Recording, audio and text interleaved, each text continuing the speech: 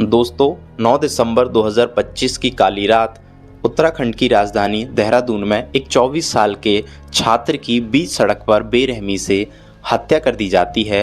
वजह उसके शरीर और चेहरे की बनावट, जिसमें खुद का कोई योगदान नहीं था, लेकिन छात्र को देखकर हत्यारों का कहना था कि ये इंडियन नहीं चाइनीज़ है और इसी बात को लेकर बहस होती है और ये बहस खूनी संघर्ष में तब्दील हो जाती है। दोस्तों सोचिए, एक 24 साल का छात्र जो पढ़ने के लिए अपने घर से हज़ारों किलोमीटर दूर आया, जिसका सपना था एक अच्छी नौकरी और अपने परिवार का सहारा बनना, लेकिन उसने कभी सपने में भी नहीं सोचा होगा कि एक मामूली सी बहस उसकी ज़िंदगी छीन लेगी। एक ऐसी कहानी जिसने सिस्टम, समाज और इंसानियत तीनों पर सवाल खड़े कर दिए हैं। त्रिपुरा का रहने वाला 24 साल का एंजल चकमा, जो अपनी ज़िंदगी में कुछ बनना चाहता था, अपने परिवार के लिए कुछ करना चाहता था, आंखों में फ्यूचर के सपने लिए हुए देहरादून आकर MBA की पढ़ाई कर रहा था। एंजल अपने छोटे भाई माइकल चकमा के साथ देहरादून के सिलाकोई इलाके में किराए के मकान में रहता था।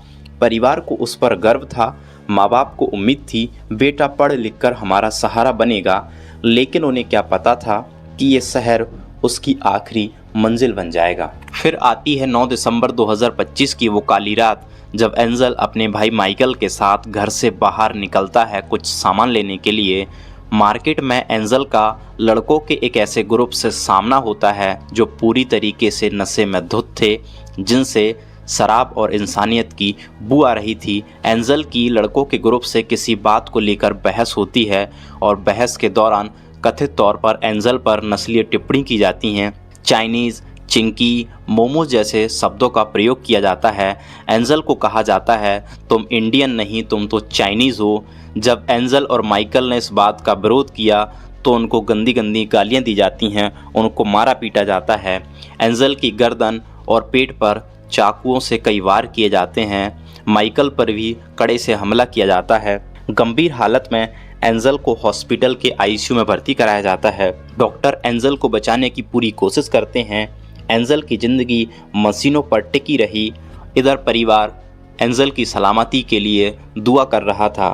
17 दिन तक एंजल मौत से लड़ता रहा, लेकिन 26 दिसंबर 2025 को एंजल चकमा जिंदगी की जंग हार गया। एक 24 साल का लड़का चीख चीख कर अपने इंडियन होने का दावा करता रहा, चिल्लाता रहा कि हम चाइनीज़ नहीं, हम इंडियन हैं, लेकिन हत्यारों ने उसकी एक न सुनी और उसकी बेरहमी से हत्या कर दी।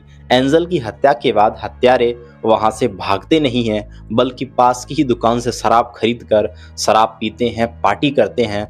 दोस्तों जरा सोचिए उस मंजर के बारे में, जहां पर एक 24 साल का लड़का खून से लथपथ अधमरी हालत में सड़क पर पड़ा हुआ है और हत्यारे शराब पी रहे हैं, पार्टी करते हैं। ये इंसान नहीं बल्कि इंसानियत की हत्या है। जैसे ही एंजल की मौत की खबर फैली, देहरादून से लेकर त्रिपुरा तक लोगों का गुस्सा फूट पड़ा। छात्र सड़कों पर उतर आए। नॉर्थ ईस्ट समुदाय के लोगों में डर और आक्रोश फैल गया। इस पूरी कहानी में पुलिस का भी खराब रवैया सामने आया। पुलिस ने इस घटना की रिपोर्ट दर्ज करने में पूरे 3 दिन लगा दिए, जिससे मुख्य आरोपी को भागने का मौका मिल जाता है।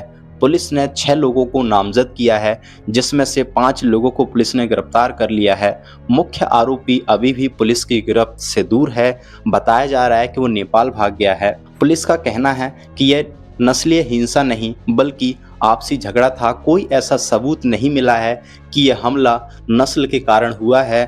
आरोपियों में खुद नॉर्थ ईस्ट और नेपाली मूल के लोग शामिल हैं। एंजल के घर वालों का कहना है कि उसको नस्लीय गालियों की वजह से मारा गया है। आरोपियों को जल्द से जल्द फांसी की सज़ा दी जाए। ये नस्लीय हिंसा थी या नहीं, ये कोर्ट तय करेगा, लेकिन एंजल अब वापस नहीं आएगा। एंजल के सपने भी उसी के साथ हमेशा हमेशा के लिए मर चुके हैं। एक बेटा चला गया, एक भाई चला गया और पीछे रह गए कुछ सवाल कि क्या बाहर से पढ़ने आने वाले छात्र सुरक्षित हैं? क्या सच में सिस्टम सबके लिए बराबर है? जब तक एंजल को इंसाफ नहीं मिलेगा, ये कहानी अधूरी रहेगी। आप इस पूरी कहानी के बारे में क्या सोचते हैं? अपनी राय कमेंट में ज़रूर बताएं। आज की कहानी में बस इतना ही। कल फिर मुलाकात होगी एक नई कहानी के साथ। जब तक अपना और अपनों का ख्याल रखें।